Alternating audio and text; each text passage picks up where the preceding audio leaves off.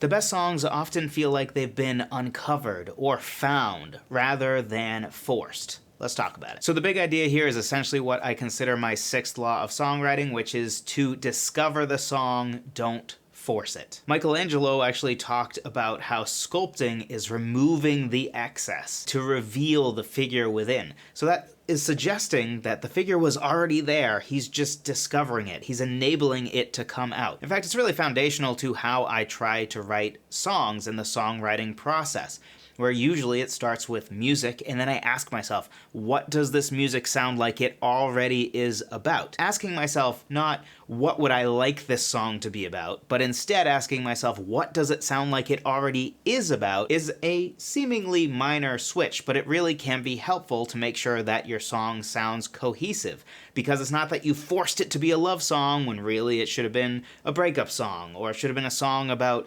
life and the different beautiful but sometimes tragic elements of life. Instead, we are asking ourselves, what does it sound like it already would be about? That's more of a discovery thing than forcing. But like all the videos in this series, don't take my word for it. You instead can take it from some of the greats. Joni Mitchell said, "You can't force a song into being. It's like gardening. You plant a seed and let it grow. If you pull at it, you'll ruin it." Or Tom Waits, who said, "Songs don't like to be bossed around. You've got to let them show you what they want to be, or they'll fight you every step." Or Carole King, who said, "When you let a song unfold on its own terms, it becomes bigger than you.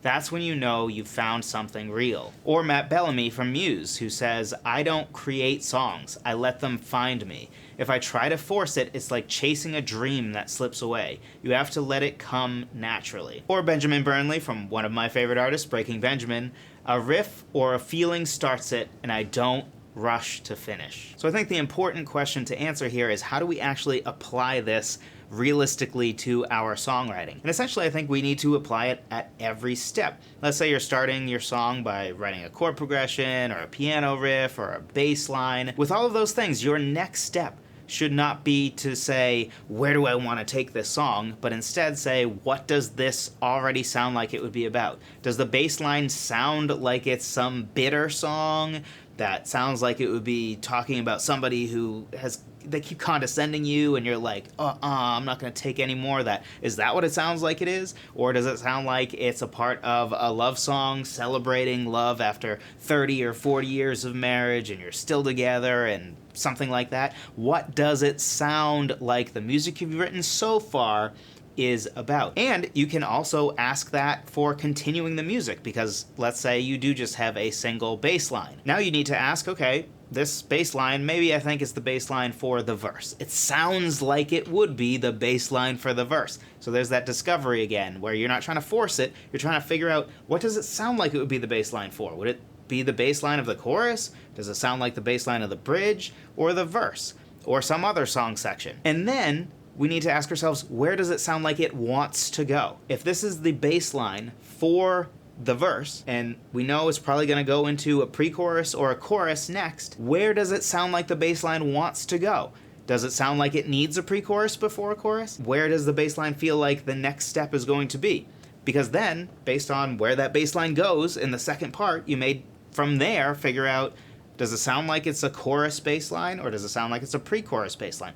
So at every single step of the process, we should be asking ourselves, what does this sound like it wants to do? What does it sound like it already is about? So if you remember one thing from the video, let it be that great songs are not forced, they're found. And if you want help writing a bunch of different song seeds that you can then grow into full songs over time by discovering them, not forcing them, then be sure to check out my free guide on 20 different ways to start writing a song. It's at songwritertheory.com/free guide. The whole idea behind this guide is that there seems to be this idea in songwriting that, oh, you always start with a chord progression. And I think that, first of all, that's not even the best way to start a song, and it's only one way to start a song out of a long list. So this gives you 20 different ways to start writing a song, and you may discover that starting with a bass line first, or writing a piano riff first, or some form of hook first, or even starting with the lyrics is the process that works best for you. So be sure to check this out, try out, ideally, all 20 different ways a few times, and figure out what are the best processes for you. you.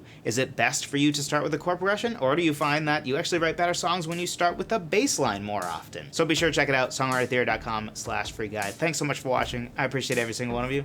Talk to you in the next one.